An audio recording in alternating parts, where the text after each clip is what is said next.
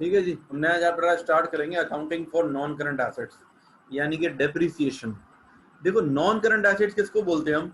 वो एसेट जिनकी लाइफ 1 साल से ज्यादा हो, ठीक है ना। नॉन करंट, करंट का मतलब रीसेंट, यानी कि 1 साल। नॉन करंट एसेट्स कौन से होते हैं? जिनकी लाइफ 1 साल से ज्यादा हो, life is more than 1 year.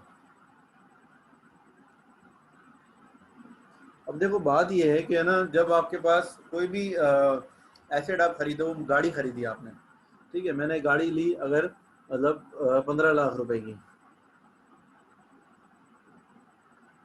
अब गाड़ी खरीदूंगा मैं, तो क्या ये मेरा एक्सपेंस होगा? मतलब जाहिर सी बात है, मेरे जेब से पैसे जा रहे हैं, लेकिन मैं इसको अपने एक्सपेंसेस में डालूंगा या नहीं डालूंगा?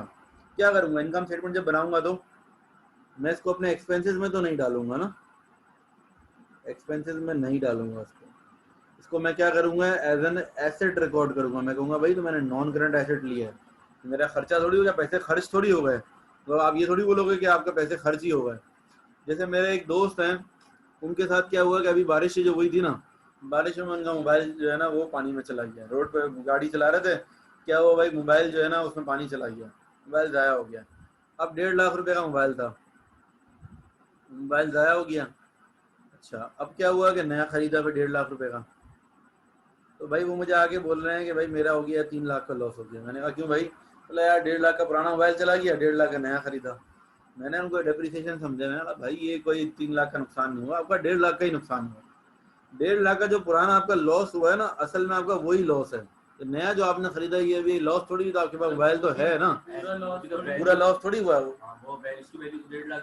हाँ, वो जो ये तो नया मोबाइल जो आपने खरीदा 1.5 का ही, तो आपके पास है ना, खत्म, यूज थोड़ी हो गया, इस्तेमाल थोड़ी हो गया। हाँ, ये बात भी है।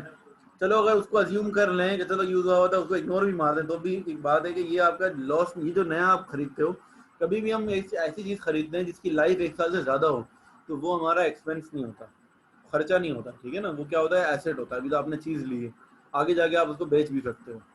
हाँ, लेकिन रूल ये है कि जब आप कोई चीज बेचोगे आगे जाकर, ये जो एसेट, नॉन करंट एसेट होता है, इसको आप जाहिर सी बात है एसेट के तौर पर रिकॉर्ड करोगे, लेकिन इवेंचुअली क्या होगा, आहिस्ता आहिस्ता इसकी वैल्यू गिरेगी, इसकी जो है वैल्यू गिरेगी, फॉल इन वैल्यू। इस वैल्यू में जो फॉल आएगा ना, इसको कहा जाता है डेप्रिसिएशन। ये फॉल इन वैल्यू जो है ये कहलाता है डेप्रिसिएशन। मतलब अगर डेप्रिसिएशन की मैं डेफिनेशन आपको लिखवाऊं, डेप्रिसिएशन की,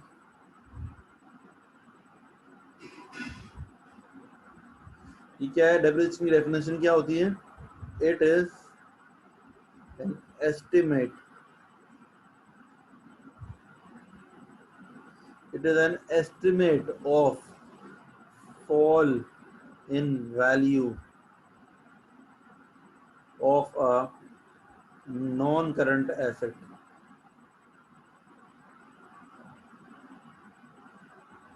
of a non-current asset over its useful life। ठीक है ना। इसमें देखो की वर्ड्स क्या है पता है? एक तो एस्टिमेट, ये डेप्रिसिएशन हम निकालते हैं ना, हमारे पास जो मेथड्स हैं ये सब एस्टिमेशन है। Estimate of fall in value of a non current asset, ये सारे जो ये की वर्ड्स हैं। ओवर इट्स यूजफुल लाइफ, ये सारी बातें हैं, ठीक है। पहली बात तो ये है कि ये डेप्रिसिएशन कोई फिक्स बात नहीं है, हमें हम जितना रिकॉर्ड कर रहे हैं जरूरी नहीं एक्चुअली इतने का ही फॉल आए, लेकिन ये हमने एक अंदाजन एक फॉल, एक एस्टिमेट रखा हुआ है, ठीक है। हमारे पास के जो मेथड्स हैं वो कौन कौन से हैं? मेथड्स ऑफ डेप्रिसिएशन, मेथड्स कौन कौन से हैं? यूजुअली 3 मेथड हमारे सिलेबस में हैं। पहला है straight line method. Straight line method जो होता है ना, उसका फॉर्मूला होता है cost minus scrap value upon useful life. ये मेथड कब इस्तेमाल होता है? when there when the depreciation is same each year, is equal each year। भाई कोई ऐसा ऐसी चीज हो, ऐसा प्रोडक्ट हो जिसकी डेप्रिसिएशन हर साल बराबर ही डेप्रिशिएट होता हो। For example furniture. अगर आपने एक फर्नीचर लिया है, आपको पता है कि यार मैंने 1 लाख रुपए का फर्नीचर लिया है, ये कुर्सियां ली हैं, टेबलें ली हैं 1 लाख रुपए की, 5 साल तक मैं इसको इस्तेमाल करूंगा और 5 साल बाद ये बिल्कुल कचरा हो जाएंगे, इनको स्क्रैप में 10,000 रुपये में बेचना पड़ेगा। तो मतलब ओवरऑल मेरा कितना लॉस हुआ? 90,000 का मेरा लॉस होगा पूरे 5 सालों में ना। मैं क्या करूंगा, इस 90,000 को डिवाइडेड बाय 5 कर दूंगा। मतलब हर साल बोलूंगा 18,000 रुपये का मैं एक एक्सपेंस बेयर कर रहा हूँ हर साल। ठीक है ना। फर्नीचर आप कभी ऑफिस में डलवाते हो, आप ये सोचते हो, बोलते हैं यार 1 लाख रुपए का फर्नीचर ले रहा हूँ, 5 साल तक ये फर्नीचर चलेगा, उसके बाद उसको फेंक के नया लेना पड़ेगा, स्क्रैप करना पड़ेगा। जब स्क्रैप करोगे तो 1 लाख का 10,000 में जाएगा और 5 साल बाद यानी कि 90,000 का आपको लॉस होगा। तो ये आप क्या करोगे, डिवाइड बाय 5 कर दोगे 5 सालों में, ताकि हर साल इक्वल अमाउंट चली गई। ये क्या कहलाता है? Straight line method. फर्नीचर जैसी चीजों के लिए आप क्या करते हो, तो जाती किधर है यूजुअली, मतलब हम क्या कर रहे हैं, हम ये सोच रहे हैं कि भाई ये नुकसान होगा ना, जाहिर सी बात 5 साल बाद नुकसान होना है, तो हम उसको हर साल थोड़ा थोड़ा रिकॉर्ड करते रहेंगे तो एकदम बर्डन नहीं आएगा ना। अगर हम हर साल नहीं रिकॉर्ड करें और 1 लाख का लिए 1 लाख का ही रहने दें और 5वें साल जब जाए बेचने के लिए तो 10,000 का बिकेगा, पूरा 90,000 का लॉस वो एक ही साल में हिट पड़ जाएगी। और अगर हम हर साल थोड़ा थोड़ा 18,000 रुपये एक्सपेंस रिकॉर्ड करते जाएंगे तो क्या होगा, 5 सालों के एंड तक 90,000 रुपये खुद ब खुद रिकॉर्ड हो चुका होगा। जब बेचते हुए जाएंगे तो हमें कोई इतना भारी नहीं पड़ेगा उस वक्त। ठीक है, तो ये है स्ट्रेट लाइन मेथड, जब डेप्रिसिएशन बराबर हो। ठीक है, दूसरा मेथड है reducing balance method.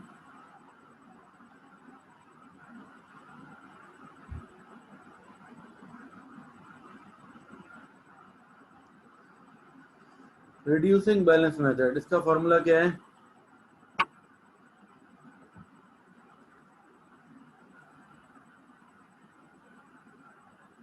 Cost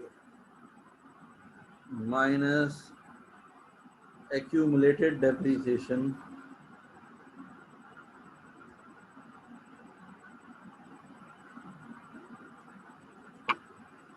multiplied by percentage, यानी कि रेट। ये कब अप्लाई होता है? when the depreciation is higher in the initial years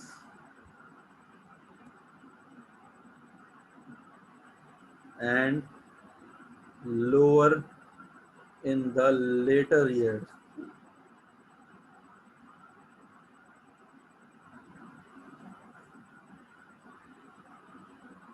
ठीक है, दो मेथड हो गए। देखो पहला मेथड क्या है, स्ट्रेट लाइन। स्ट्रेट लाइन में क्या होता है, इक्वल डेप्रिसिएशन होगी हर साल। दूसरा होता है रिड्यूसिंग बैलेंस मेथड, उसमें क्या होता है, स्टार्टिंग के ईयर्स में ज्यादा डेप्रिशिएट करेगा और बाद के ईयर्स में कम डेप्रिशिएट करेगा। तो ये कौन कौन से ऐसे गुड्स पे लगता है? ये किस पे लगता है? एग्जांपल इसकी क्या होगी, टेक्नोलॉजिकल प्रोडक्ट्स।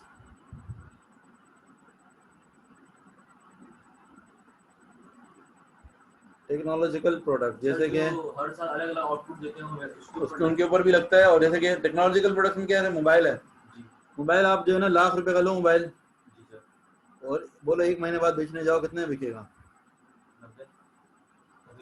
तकरीबन 80-85 का बिकेगा। एक तो डब्बा ही खुल जाता है तो 5-6 हज़ार रुपये वैसे गिर जाते हैं।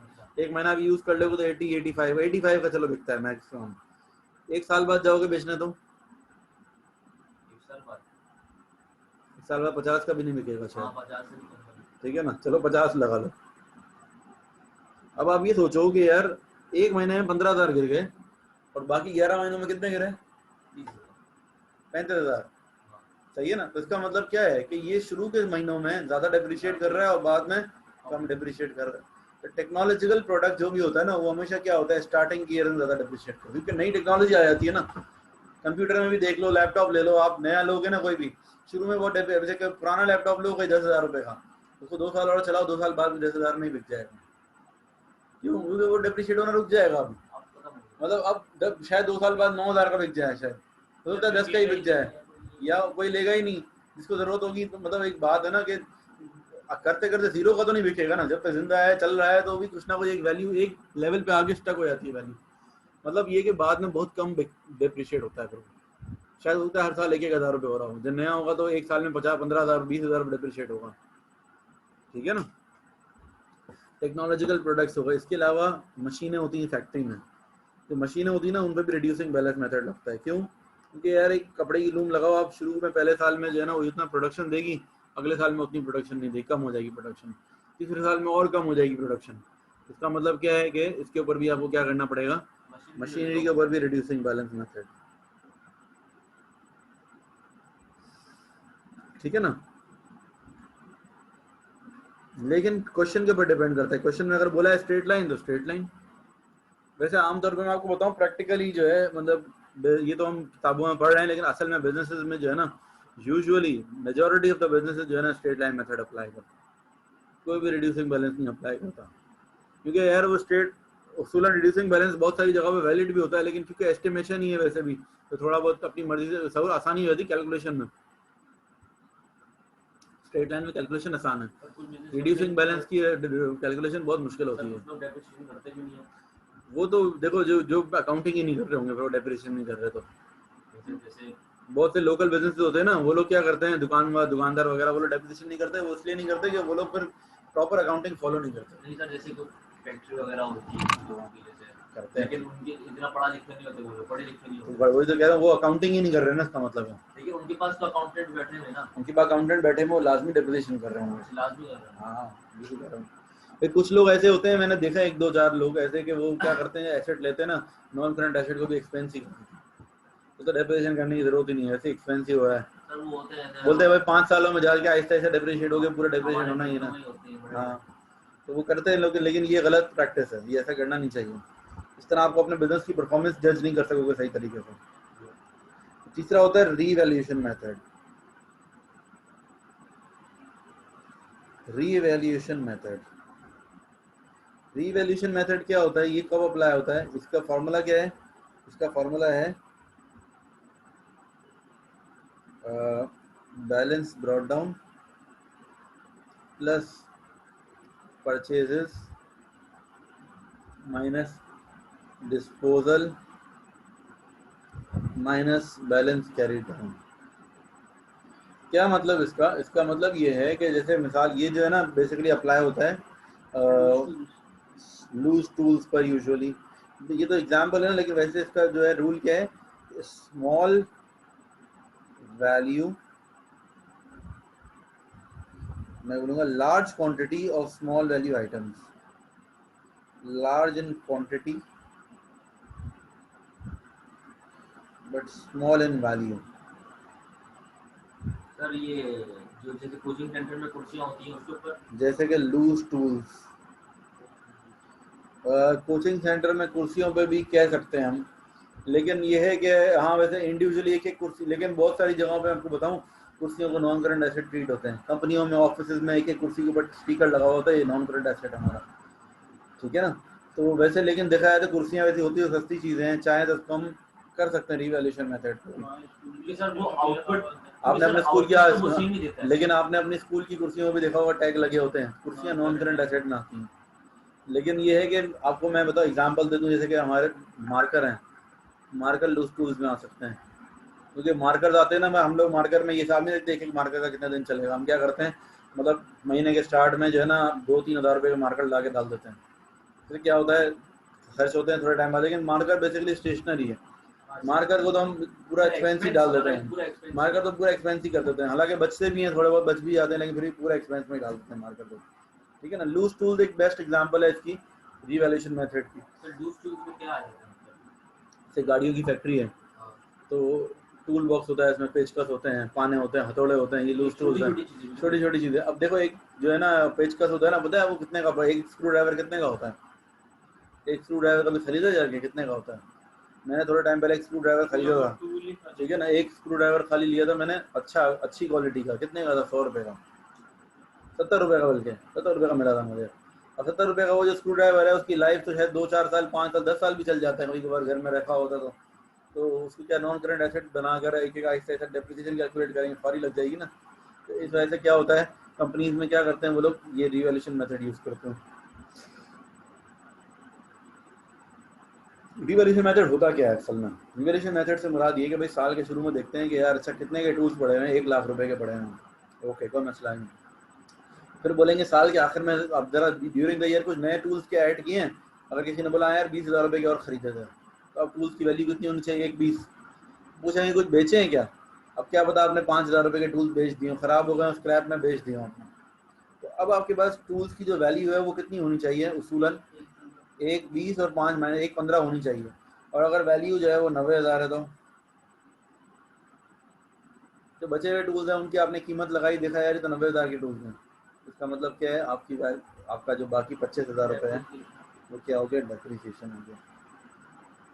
मैंने एग्जाम्पल वैल्यूज लिखी है, अपनी मर्जी से ऐसे लिखी, ठीक है ना। तो ये इसका एक फॉर्मेट है, बैलेंस ब्रॉट डाउन, ये इसका सिंपल फॉर्मूला है, balance brought down plus new equipment bought, new loose tools bought minus disposal, disposal मतलब जो बेच दिए आपने, फारिग कर दिए, और माइनस बैलेंस कैरी डाउन। तो जो आंसर आएगा वो क्या होगा? आपका डेप्रिसिएशन आएगा, ठीक है ना। ये 3 तरह के इसके मेथड्स हैं लूज डेप्रिसिएशन के हमारे सिलेबस में। अब डेप्रिसिएशन हम करते क्यों हैं? Why do we record depreciation?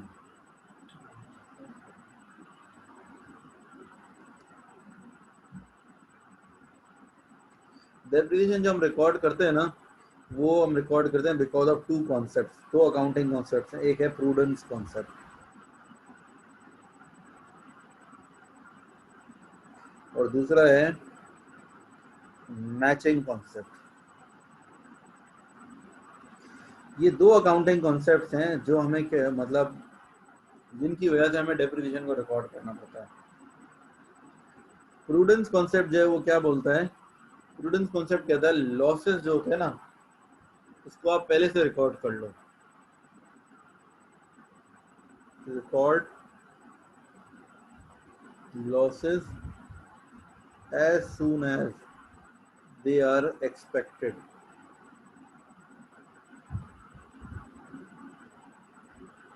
ठीक है ना, लॉसेस को, but revenue should not be recorded until it is realized।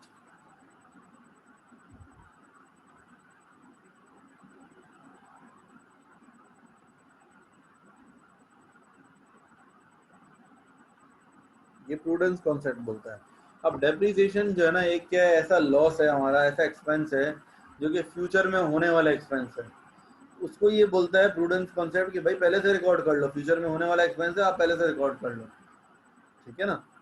लेकिन जो रेवेन्यू होगा उसको रिकॉर्ड नहीं करना जब तक वो कंफर्म ना हो जाए, बिल्कुल रियलाइज ना कर लो।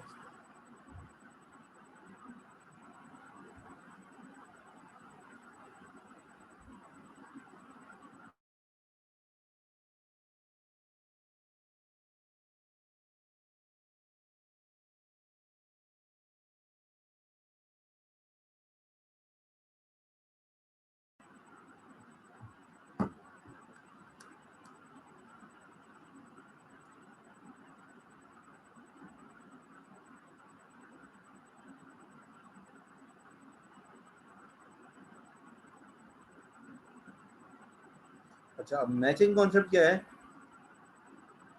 मैचिंग कॉन्सेप्ट ये कहता है कि रेवेन्यू शुड बी मैच्ड। ये बोलता है आपको कि भाई match revenue with expenses, match revenue with expenses. क्या मतलब इसका? इसका मतलब ये है कि भाई एक चीज ने जो है ना, मतलब एक एसेट है, वो आपने बिजनेस के अंदर इस्तेमाल किया, जितने टाइम तक आपने इस्तेमाल किया ना, हर साल की जो है इनकम स्टेटमेंट में उससे रिलेटेड कुछ ना कुछ एक्सपेंस जाना चाहिए। जैसे कि मिसाल के तौर पे अगर एक मोटर व्हीकल है, मोटर व्हीकल आपकी है ना इस्तेमाल होती थी कस्टमर से गुड्स पहुंचाने में, डिलीवरी करने में। अब कस्टमर को गुड्स डिलीवर कर करके मोटर व्हीकल ने आपको रेवेन्यू कमा के दिया है, लेकिन आप उसके रिलेटेड जो एक्सपेंस है वो नहीं डाल रहे हो, तो ये क्या हो रहा है, मिसमैच हो रहा है ना। मतलब इनकम स्टेटमेंट के अंदर एक तरफ रेवेन्यू आ रहा है लेकिन दूसरी तरफ एक्सपेंस नहीं आ रहा।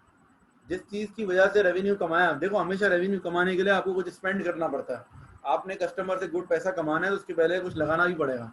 आपने गाड़ी खरीदी, वो डिलीवरी करके आ रही कस्टमर को सामान, उससे आप प्रॉफिट कमा रहे हो, वो इनकम में डाल रहे हो, रेवेन्यू रिकॉर्ड कर रहे हो, लेकिन उसका एक्सपेंस रिकॉर्ड नहीं कर रहे, तो ये क्या है, मिसमैच हो गया। इस वजह से क्या बोलते, मतलब अगर हम डेप्रिसिएशन रिकॉर्ड ना करें तो क्या होगा कि हमारा जो है रेवेन्यू तो रिकॉर्ड हो रहा है लेकिन एक्सपेंस रिकॉर्ड नहीं होगा। क्या होगा, एक्सपेंस कब आएगा, आखिरी साल में। जब हम उस एसेट को बेचने जाएंगे तो अचानक से पूरे 5 सालों का एक्सपेंस एक ही साल में घुस जाएगा, तो ये क्या होगा, मिसमैच हो जाएगा, मैचिंग कॉन्सेप्ट के खिलाफ हो जाएगा। ये मैचिंग कॉन्सेप्ट कह रहा है भाई जब जब रेवेन्यू कमा रहे हो उसके साथ साथ एक्सपेंस भी मैच करो, दोनों को साथ साथ देखो, ठीक है ना। तो ये एक्चुअली कॉन्सेप्ट है मैचिंग कॉन्सेप्ट का।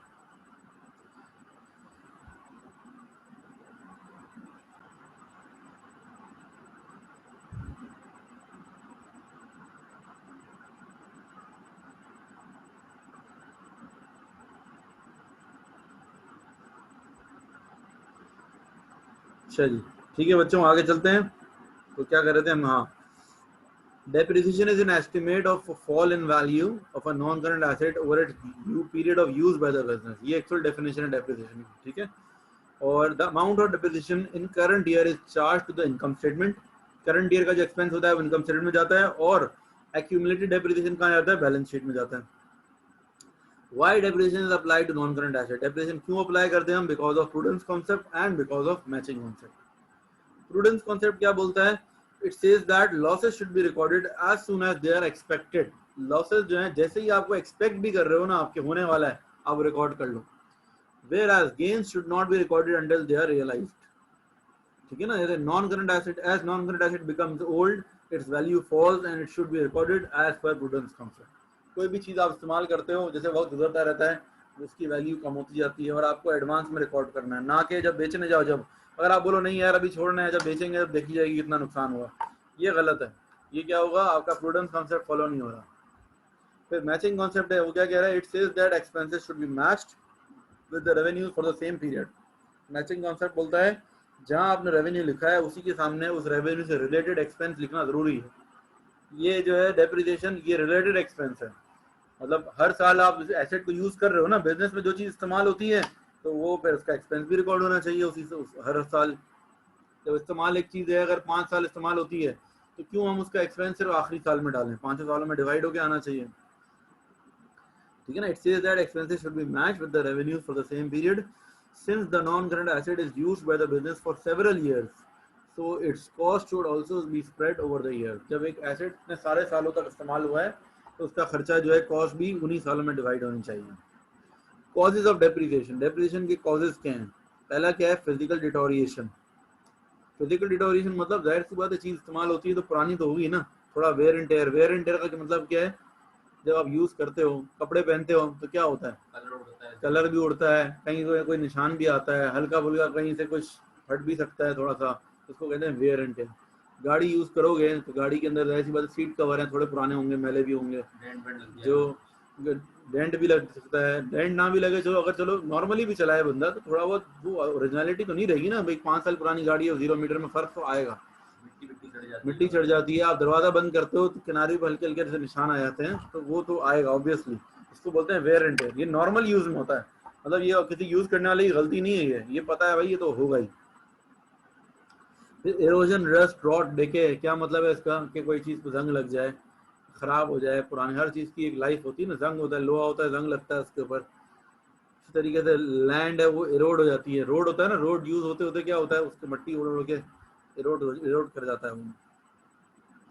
तरह इकोनॉमिक फैक्टर्स, इकोनॉमिक फैक्टर्स का क्या मतलब है कि भाई एक चीज़ है, मैंने नया मोबाइल लिया, ठीक है ना, समझो आईफोन एक्स मैक्स ले लूँ मैं, और अभी जो है खरीद के अपने कबर्ड में रख दूँ, डब्बा भी नहीं खोलूँ, और 3 साल बाद निकालूँ तो क्या मुझे वही वैल्यू मिल जाएगी उसकी। मैं बोलूँगा यार यूज़ थोड़ी किया मैंने, खराब थोड़ी हुआ, पुराना थोड़ी हुआ, नया नया डब्बा पैक है, फिर भी पैसे पूरे तो नहीं मिलेंगे ना। एक नया मोबाइल लूँ बिल्कुल डब्बा पैक, अलमारी में रखूँ, लॉक कर दूँ, 3 साल बाद निकालूँ, मोबाइल फिर भी नया होगा लेकिन कोई मुझे उतने ही पैसे दे देगा जितने का खरीदा था, बोलेगा नहीं भाई आपका यूज हो गया, ये पुराना हो गया, फिर भी पुराना ही खिलाया। तो इसका मतलब ये है कि यूज करने से मुराद से जरूरी नहीं कि यूज हो, इकोनॉमिक फैक्टर्स भी तो है ना, बड़े बड़े भी डेप्रिशिएट होगा, चाहे आपको यूज़ ना भी करा, बोलो ना यार मैंने तो यूज़ ही नहीं किया तो क्यों डेप्रिशिएट करें, फिर भी करना पड़ेगा इकोनॉमिक फैक्टर्स की वजह से। वो क्या होते हैं, एक तो ऑब्सोलेंस है, नई टेक्नोलॉजी आ गई, पुराना ऑब्सोलेट हो गया। फिर इनएडिक्वेसी, मतलब ये कि देखो आप जैसे कि ना 16 GB वाला मोबाइल अगर आईफोन आप ले लो तो मेरे ख्याल से इनएडिक्वेट है। ऐप एक ऐप इतनी बड़ी बड़ी आ गई है MBs की कि अब वो आपका चीज़ें चलाएगा ही नहीं पूरी, तो इनएडिक्वेसी हो गई ना एक तरह से। वो बेचारा सही है अपनी जगह पे, लेकिन क्या है कि अब वो उसमें चीज़ें स्टोरेज, मतलब नई जो एप्लीकेशन है वो हैवी आ रही है तो ये चलेंगी नहीं उसके अंदर। पबजी देख लो, जैसे कि कम से कम 1 GB की गेम है मेरे ख्याल से, 2 GB की, सोचो यार, ठीक है ना। तो इसी तरह से ये और चीज़ें हैं। बाकी स्ट्रेट लाइन मेथड बताए हुए हैं डेप्रिसिएशन के, ये तो हम पढ़ चुके हैं बस। तो ये सारी थियोरेटिकल एस्पेक्ट आज हमने कवर कर लिया, ठीक है। तो आज के लिए फिर हम इतना